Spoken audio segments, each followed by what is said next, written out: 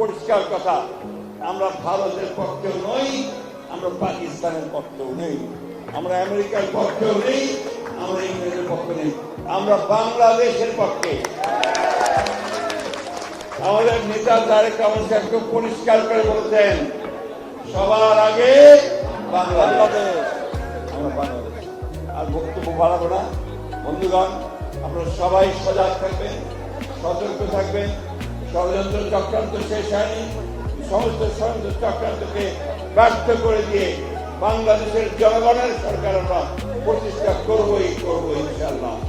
আসুন আজকের এই বক্তব্য আল্লাহ তাআলা যেন আমাদেরকে সবর করার সহ্য করার শক্তি দেন, আর সেই সঙ্গে আমাদেরকে যেন সঠিক পথে পরিচালিত করেন। দেশে যেন শান্তি শৃঙ্খলা আছে, এই দেশ যেন আবার সুন্দরভাবে শহীদ মুজিবুর রহমানের যে স্বপ্ন, তারেক রহমান সাহেবের যে স্বপ্ন, যে স্বপ্ন, এই স্বপ্নকে বাস্তবায়িত করতে আমরা একটা সমৃদ্ধ বাংলাদেশ।